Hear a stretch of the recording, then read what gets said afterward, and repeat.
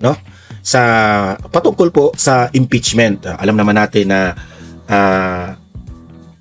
marami pong nakasampa na impeachment laban dito kay Bongbong Marcos.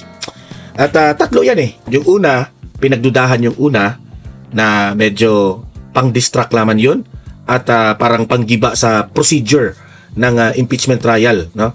Tapos ang totoo niyan, no, ako naniniwala ako itong dalawa, no. Noong una hindi ako naniniwala doon sa mga aklaan, doon sa Makabayan Black. Sa tingin ko naman, no, nung napanood ko yung mga balita ay sincere naman sila na nag-file ng impeachment complaint. Tapos eto rin na sa grupo nila Attorney Topacio, nag-file rin sila ng impeachment complaint. Pero ang pinapaniwalaan ko ay yung grupo nila Attorney Topacio, nila Mike Defensor, kasi po sabi nila this is an impeachment complaint, ito yung boses ng taong bayan. This is the complaint of the people patungkol po kay BBM. Okay? So, dahil meron dyan mga impeachment rin ni BBM, meron rin dito na piniprepare nila kay BP Sara. Okay? Kasi ayon sa mga Makabayan Black at sa mga kakampi ng mga administrasyong Marcos, especially itong mga congressman sa House of Representatives, yung mga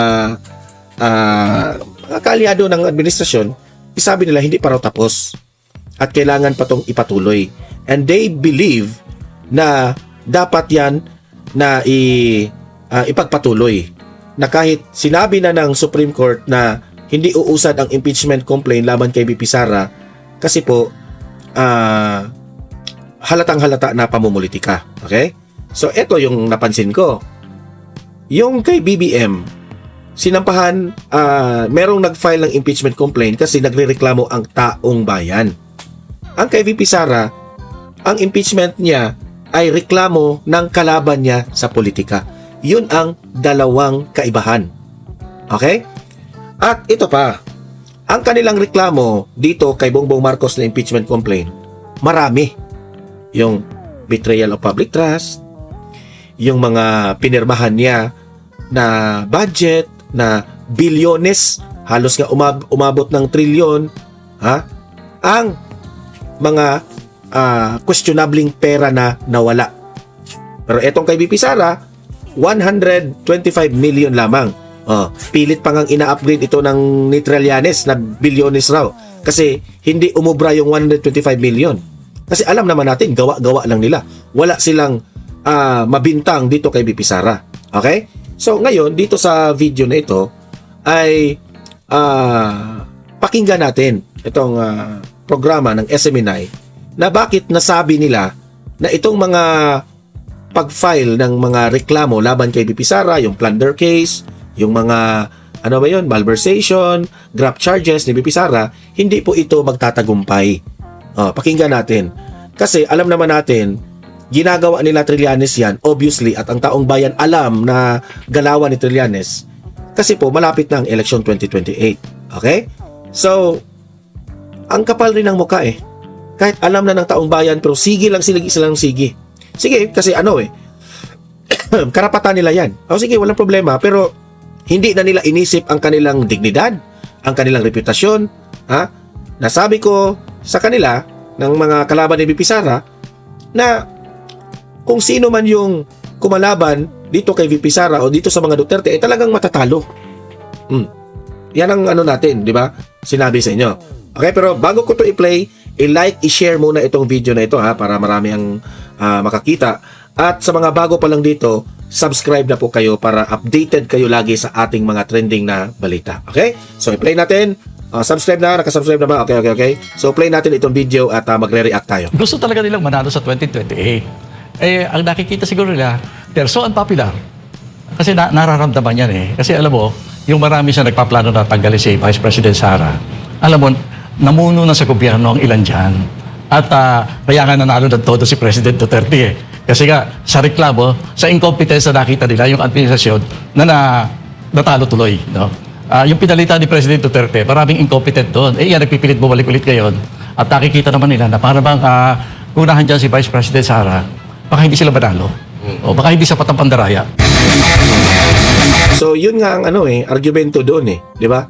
Kaya pilit nilang gawa ng kwento, binibintangan, kahit papaano sa paniwala nila ay mabawas-bawasan ang boto siguro. Defense Secretary, walang iba kung this is Secretary Norberto Gonzales. Sir, good morning at welcome back sa ating studio. Ay, good morning. Good morning. Opo, at unahin natin itong usapin sa impeachment complaint laban kay Pangulong Bongbong Marcos yan. Jr. May unang impeachment complaint na tinanggap na ng Secretary General. Kahapon may dalawa sana na dapat ihain dyan sa Kamara. Kaya lang, wala po yung Secretary General, kaya hindi po tinanggap. Lalo na itong pangatlong... At ang sabi nila, wala raw ang Secretary General dyan. Labag rin raw din yan sa batas ng Pilipinas.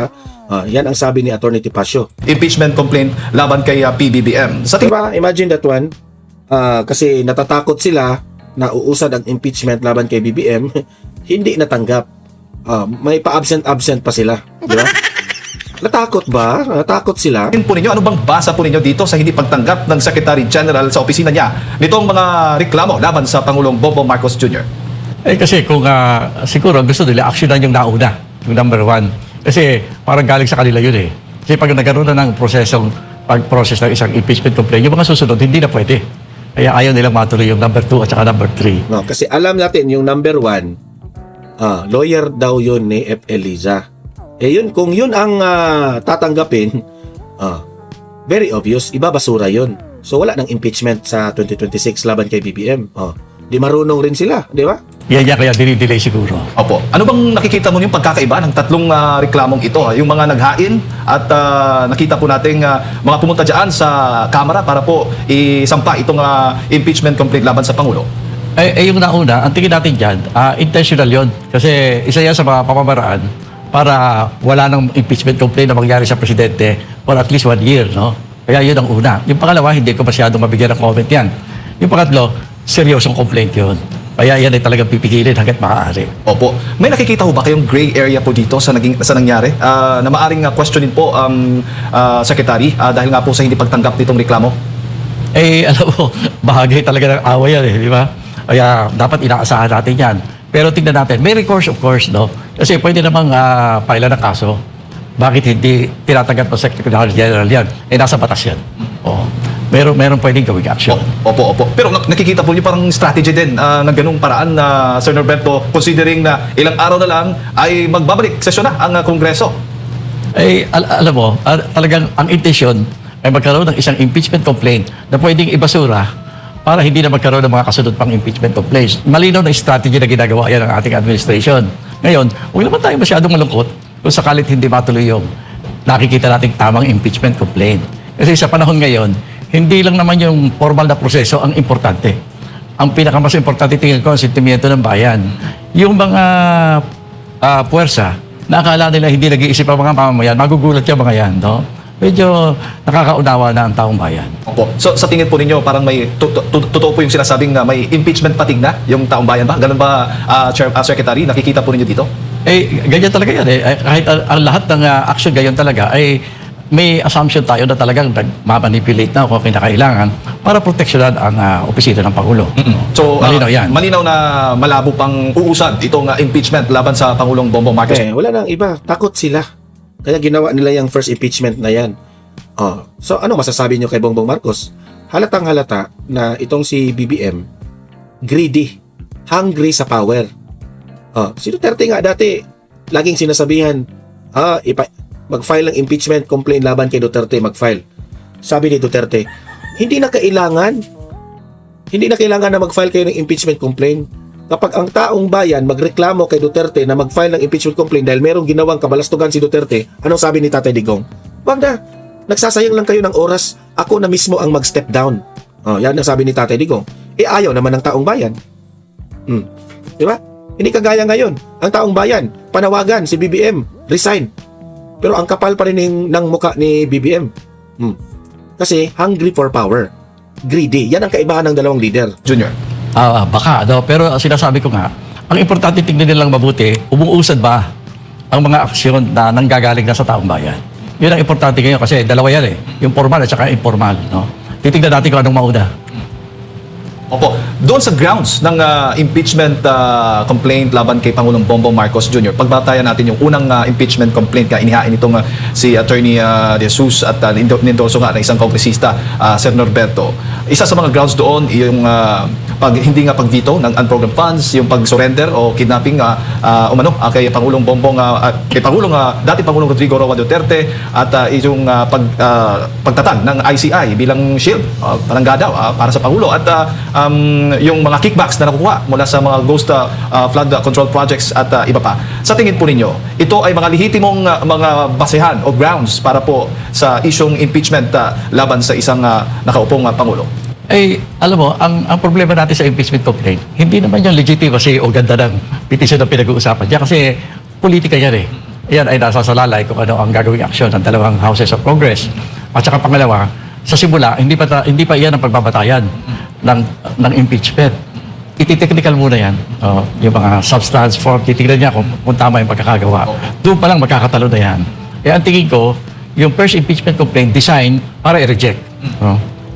Pero dahil na action na, ang intention talaga, wag lang magkamayroon ng susunod pang impeachment complaints. Yan lang ang intention niyan.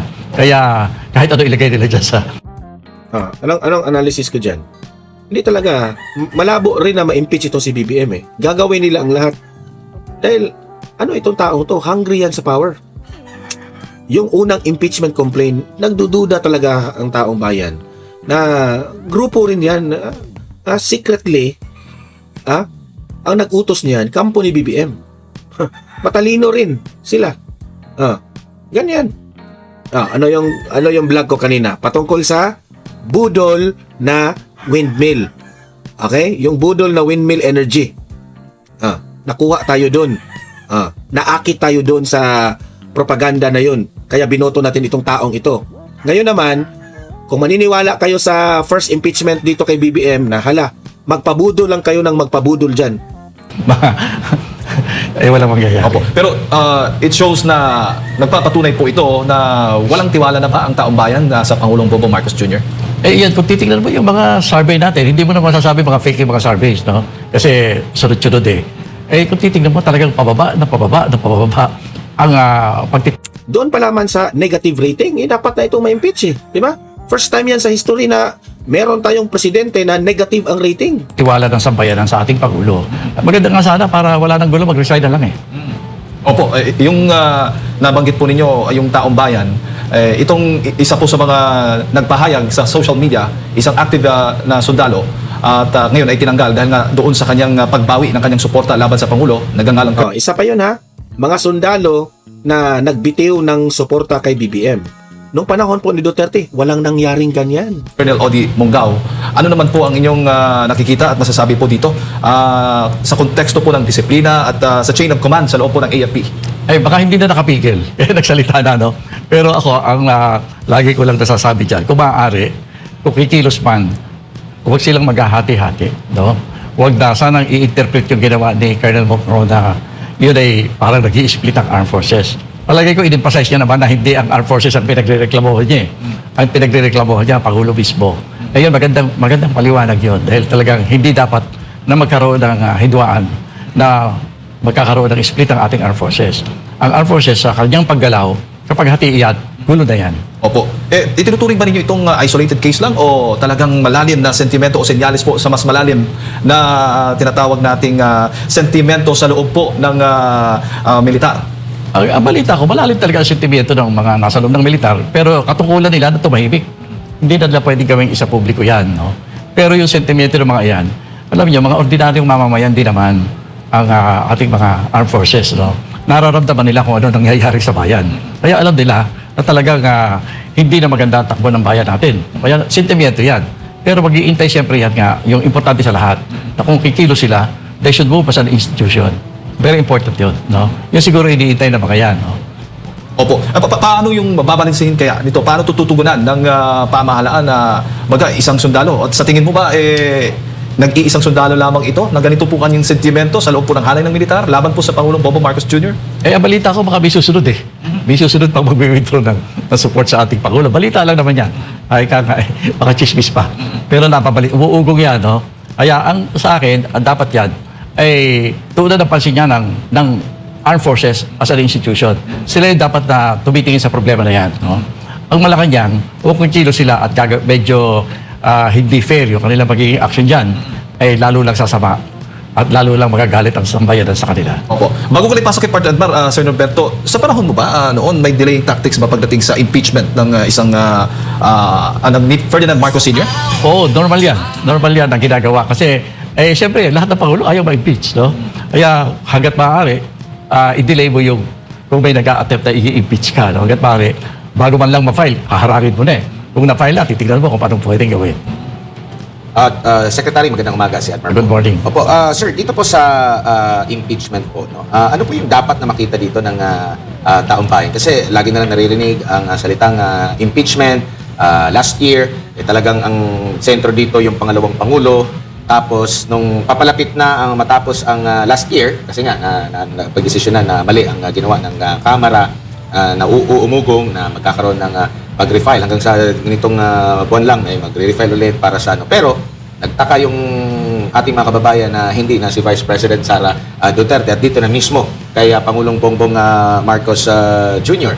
And at the same time, lumabas din yung kaliwat ka ng survey na nagsasabing still nananatili ang Pangulo bilang may pinakamataas at pababa ng pababa ang nagiging survey, maabot pa nga sa punto na negative yung kanyang net survey. Sa kabila po ito ng patuloy na pagmamalaki na niya sa current administration, dito nag-umpisa yung pag-iimbestiga ng korupsyon. Dito rin nabulgar yung gaano kalawak yung korupsyon. Pero ano sa tingin niyo po, bakit tumabot sa punto na at least magtatatlo na yung impeachment case? Well, sinabi niyo nga po, questionable yung una. Pero marami po ang ganito na nahimok na maghain po ng impeachment. Alam mo kasi, yung kawalan ng tiwala sa Pangulo, ng halos nakakarami nating mamamayan, totoo yan. At kitang-kita na yan. Talagang galit ng ating taong bayan. Hindi lang alam ng taong bayan kung paano ang gagawin nila para mapalitan ng gobyerno. No? May iba-ibang pamamaraan. Kaya may mga grupo tayo na gusto na nila rin palitan ng pamahalaan. Ayan yung mangyayari kung mapalitan ng Pangulo. Kaya ang ginagamit nila, yung umiiral na sistema, ayan ay impeachment. No? Kaya talagang madaming magtatangka yan. No? Kaya lang, siyempre, sa kabila naman, haharangin yan. Yun po tungkol kay Vice President Sara, kinakatakutan lang yan. May isang grupo na nabubuo sa ating sistemang politikal na gustong sila ay matanggap ng tao na sila ang magliligtas sa sambayanan. Pero kailangan maiboto sila sa 2028. Ang problema nilang malaki, mukhang si Vice President Sara, mukhang kaya silang talunin. Kaya pinipilit nila, talunin na ngayon tanggalin nila So yan. kumbaga, yung Pipilitin nila yan na ma-impeach para wala na silang problema sa 2028. Yan ang unang step nila. minsang nasabi ni, kung di ako nagkakamali, parang si Senador Cayetano ito, sabi niya, talunin niyo na lang sa 2028. Oo. Kumbaga, ito'y patunay ba na talagang malakas na contender at sa paano paparaan ba nakikita niyo po Ginoong Norberto sa paano nila matalo ang isang Duterte sa pamamagitan ba ng ganito hindi ba ginawa na nila ito noon pa na ganitong klaseng mga taktika mga panilira? Alam mo, kasi gusto talaga nilang manalo sa 2028. Ang nakikita siguro nila, they're so unpopular.